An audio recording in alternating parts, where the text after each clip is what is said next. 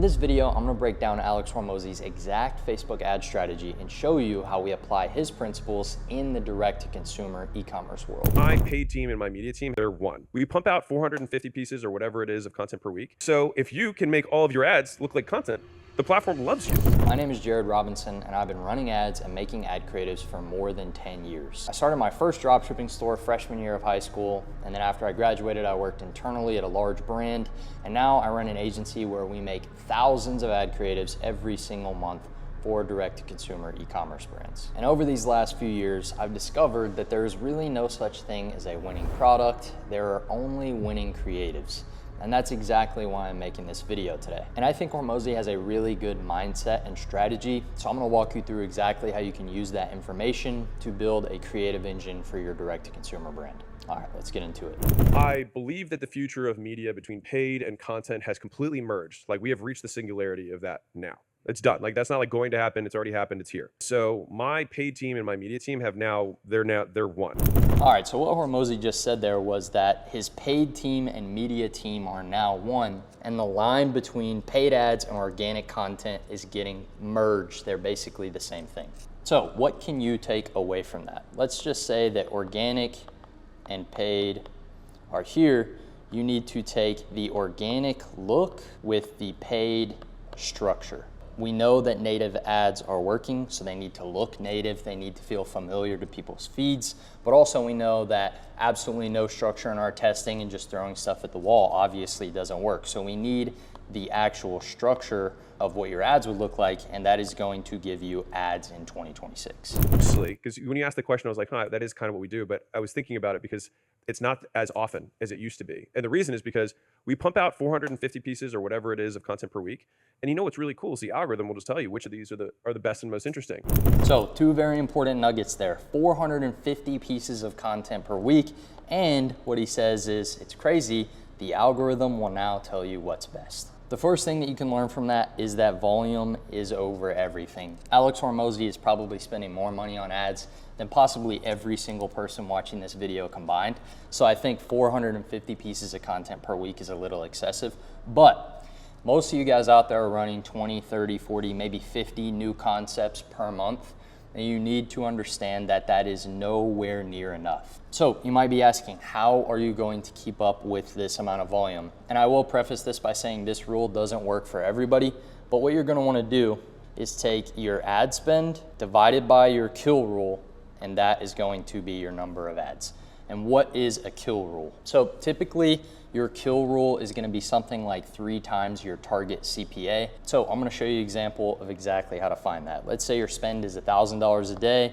That would be 7K for the week. And let's say your target CAC is $50. So that would be $150 is your kill rule per creative for when, if it's not performing well, you're gonna turn it off. That would mean that in theory, you should be making about 46 new ad creatives every single week. And that number doesn't have to be extremely exact. You could probably get away with 35 or 40 or 50, but that's a good rule of thumb on the amount of volume that you should be testing with, and a lot of brands are testing with. Now, the next thing that he says is that the algorithm tells you what's best. Obviously, we know that Andromeda is very good.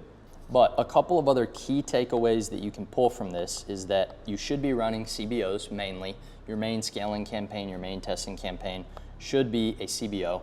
And the next thing that you can take away is diversity. You need creative diversity because the algorithm, like he said, is now merged between organic content and paid content. And that doesn't just mean that you need to make native ads. That means you need to make ads of all kinds, all looks, because everyone's algorithm does look different. For example, I see tons of founder-led ads and tons of offer-based static ads. So you need to make content that is going to blend into the feed of all different types of customers with all different types of scrolling behavior. Like more in-depth work stuff, like that middle of funnel, bottom of funnel stuff, the stuff that has lots of saves, crush. And the reason I think that saves thing is important for you guys is look at the content that you have that gives you the most follows, not the most views. Look at the content that has the most saves.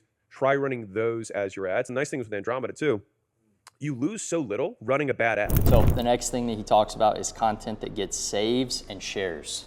And it's important that you understand what types of content get saves and shares. So if I was running a supplement brand, I would make stuff that's very informational. This could be, health tips, versus if I was running a clothing brand, maybe this would be a get ready with me, or something that someone is gonna save later for inspiration, mood boards, etc. And when you're thinking about actually making ads, you can pull from those content ideas of things that are informational. Maybe it's a how-to, maybe it's some crazy fact that you're leading with. You can make video ads if you're in the supplement niche that are going to make people either share it or be very curious to send it to their friends and ask questions. And the same thing with clothing. If you position your piece or any vanity-based product, positioning your product in a piece of content that makes it shareable and savable is extremely important when thinking about the ads that you're gonna make. Another tip that we like to do is use humor. Meme-based ads or ads that are funny, or a CTA that says, send this to the, those type of ads work very, very well. So just remember that. Content that gets saves or shares. At the very least, some of you guys aren't putting out 450 pieces of content a week anyways, right? And so like, if you're putting out 20, just put all 20 up and just run them. And you'll be amazed at how much better they're performing. And I think, this sounds obvious now, but like, it's 100% aligned with the platform objectives. Like, a perfect platform would have no ads, right? And so if you can make all of your ads look like content, the platform loves you. So that last clip really, really brought it all together. He first started by talking about, the native content, then talking about the shareable stuff, then talked about creative diversity, and then volume. And all of this ties into aligning with Meta's objectives. Remember, Meta's objective is not to make everybody who runs ads profitable. It's to keep the consumer on the platform for as long as possible. So if you can make ads that don't look like ads, if you can make ads that people want to share or save, if you can make enough content as diverse as possible so you can hit as many people's feeds as possible, and if you can just maximize volume, then your ad strategy is actually aligning with the goal of Meta, which again, is not to make you as much money as possible, it's to make the consumer scroll as long as possible. So that's my reaction to what Hormozi said most recently about Meta ads. You need to do massive volume, rely on the algorithm, Andromeda is cracked. You need to make engagement focused, very native style content, and you need to be aligned with Meta's actual goal. Now, here's what this means for you as a direct-to-consumer brand owner. If you're not already doing that, you are going to get left behind. The brands that are scaling really hard right now know that your ads need to look more like organic content, not advertisements. So if you're a direct-to-consumer brand spending more than $100,000 a month and you want us to build a creative engine for you, we will handle all of your creative volume through Meta. Static ads, UGC content, VSLs, shoots inside of studios, all of it, as well as the systematic testing and creative strategy. I do have a couple of calls open next week. I only take 4 to 5 calls a week and the spots do fill up fast. On this call, I'll show you exactly how we would build out your creative pipeline and deliver at least 100 creatives every single month. So if you're ready to make better ads, just click the link below. There's tons of case studies, testimonials, ads that we've made for other brands. And if you made it to the end of the video, don't forget to subscribe and comment the word Mozi, M-O-Z-I. I'll see you in the next one.